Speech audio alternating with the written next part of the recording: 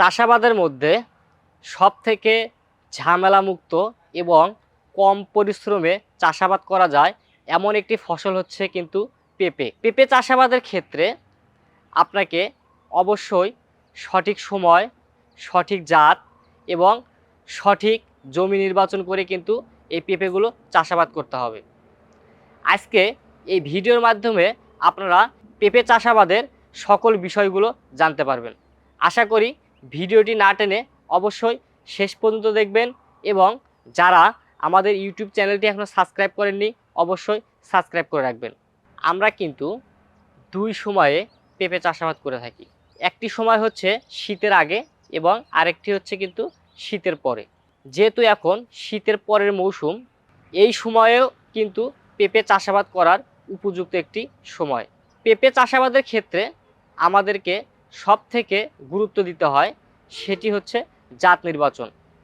আমরা জানি আমাদের দেশে দেশি জাতের পাশাপাশি বিভিন্ন জাতের হাইব্রিড পেঁপের চারাগুলো কিন্তু ইদানিং চাষ হয়ে যাচ্ছে। বিশেষ করে হাইব্রিড যে জাতের চারাগুলো আছে এই চারাগুলো আমাদের দেশের বিভিন্ন জেলায় বিভিন্ন জাতের পারফরমেন্সগুলো কিন্তু অনেক ভালো। আপনার এলাকায় যে জাতটির রেজাল্ট সব থেকে ভালো আপনি ওই জাতটি সিলেকশন করে কিন্তু এই পেঁপেগুলো চাষাবাদ করতে পারেন। হাইব্রিড পেঁপের চাষাবাদের ক্ষেত্রে কয়েকটি জাতের নাম যদি আমি বলি আপনাদেরকে, যেমন টপ লেডি, গ্রিন লেডি, বাবু, রেড গান 2, সেপ লেডি, এই জাতগুলো কিন্তু আমাদের দেশে খুবই প্রচলিত একটি জাত এবং যার রেজাল্ট সব থেকে ভালো। জাত নির্বাচনের পরে আপনাকে নির্বাচন করতে হবে সঠিক একটি জমি। যে জমিটি আপনারা নির্বাচন করবেন অবশ্যই জমির মাটি দোআঁশ এবং বেলে দোআঁশ মাটি হয় এমন জমি কিন্তু আপনাকে নির্বাচন করতে হবে এবং এর পাশাপাশি আপনাকে অবশ্যই খেয়াল রাখতে হবে জমিটি যেন উঁচু এবং সহজে বৃষ্টির পানি ও বন্যার পানি না জমে এমন জমি আপনাকে নির্ধারণ করতে হবে। জমি নির্ধারণ করার পরে আপনারা যখন মাদা তৈরি করবেন, মাদা তৈরির ক্ষেত্রে কিন্তু আমরা অনেকগুলো ভুল করে থাকি।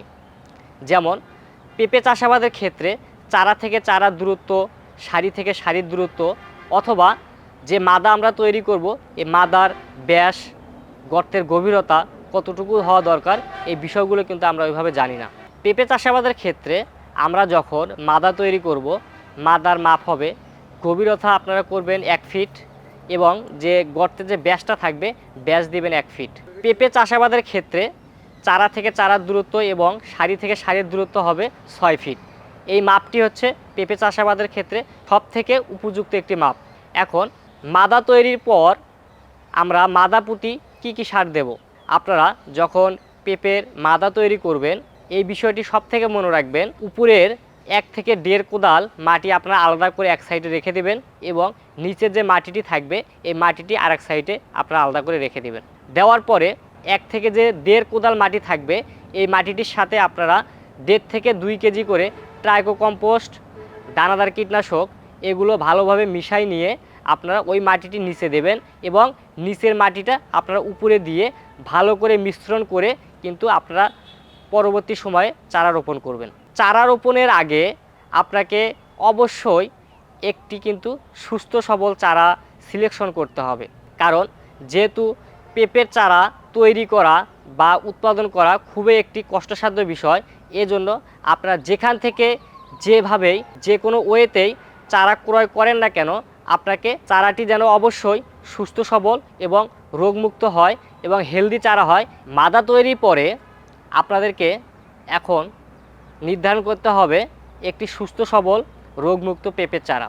আপনারা যেখান থেকেই যেভাবেই যে কোনো ওয়েতেই চারা সংগ্রহ করেন না কেন আপনাকে এই রকম সুস্থ সবল শতভাগ শিকড়যুক্ত রোগমুক্ত একটি চারা কিন্তু আপনাকে নির্ধারণ করতে হবে, কারণ যদি চারাটি আপনার সঠিক না হয় তাহলে আপনার পুরো প্রজেক্টের যে প্ল্যানিংটা আছে এটা পুরোটাই কিন্তু নষ্ট হয়ে যাবে। এই রকম সুস্থ সবল চারা যদি আপনারা রোপণ করতে পারেন, রোপণের পরে যে কোনো আবহাওয়ায় হোক না কেন এই চারাটি কিন্তু টিকে থাকতে সক্ষম হবে। এই পেঁপের চারা যখন আপনারা জমিতে রোপণ করবেন, রোপণ করার আগে আপনার কিছু টেকনিক থাকে যেগুলো কিন্তু আমরা সঠিকভাবে জানি না। এই হাইব্রিড যে পেঁপের চারাগুলো আছে দেখা যাচ্ছে এই টেকনিক ব্যবহার করার কারণে আপনার গাছে দ্রুত সময়ে ফল আসবে এবং একটি গাছ থেকে যে পরিমাণ ফলন পাওয়া দরকার সেই পরিমাণ ফলন কিন্তু চাইলে আপনারা একটি গাছ থেকে সংগ্রহ করতে পারবেন। চারা রোপণের যে টেকনিকটা থাকে, আমরা কি করি, সচরাচর পেঁপের চারা নিয়ে এইভাবে সোজা বরাবর কিন্তু চারাটি আমরা জমিতে রোপণ করে থাকি। এই বিষয়টি যদি চেঞ্জ করে যদি একটু আপনারা টেকনিক অবলম্বন করেন, তাহলে কিন্তু আপনারা একটি গাছ থেকে যে পরিমাণ ফলন পাওয়া দরকার সেই পরিমাণ আপনারা ফলন পাবেন। চারা রোপণের যে টেকনিকটি থাকে, এটি হচ্ছে এই পেঁপের চারাটি আপনারা এইভাবে দক্ষিণ দিকে মাথাটা দিয়ে এমনভাবে একটু অ্যাঙ্গেল করে লাগাবেন, গাছের গোড়াটা এবং মাথাটা একটু বাঁকা থাকে। আমার হাতে আপনারা যেভাবে দেখতে পাচ্ছেন সেম এইভাবে একটু দক্ষিণ দিকে মাথাটা বাঁকা করে দিয়ে লাগাবেন। তাহলে গাছের গোড়াতে বা মাথায় সমানভাবে রোদ পাবে, গাছে গোড়া মোটা হবে, গাছে দ্রুত ফলন আসবে এবং একটি হাইব্রিড পেঁপে গাছ থেকে যে পরিমাণ ফলন পাওয়া দরকার আমরা কিন্তু কাঙ্ক্ষিত সেই পরিমাণ ফলনটি কিন্তু একটি গাছ থেকে পাবো। এই টেকনিকগুলো বা এই চাষাবাদ পদ্ধতিগুলো যদি আমরা সঠিকভাবে অবলম্বন করি, তাহলে দেখা যায় যে পেঁপে চাষাবাদের ক্ষেত্রে আমাদের যে পরিমাণ ফলন পাওয়া দরকার আশানুরূপ কিন্তু আমরা সেই পরিমাণ ফলনগুলো পাবো। যদি আজকের এই পেঁপে চাষাবাদের যে টোটাল বিষয়গুলো নিয়ে আলোচনা করা হলো, যদি ভিডিওটি আপনাদের ভালো লাগে অবশ্যই লাইক, কমেন্ট এবং শেয়ারের মাধ্যমে আমাদেরকে আরও কৃষি বিষয়ে নিত্য নতুন ভিডিও তৈরিতে উৎসাহিত করবেন। ধন্যবাদ সবাইকে।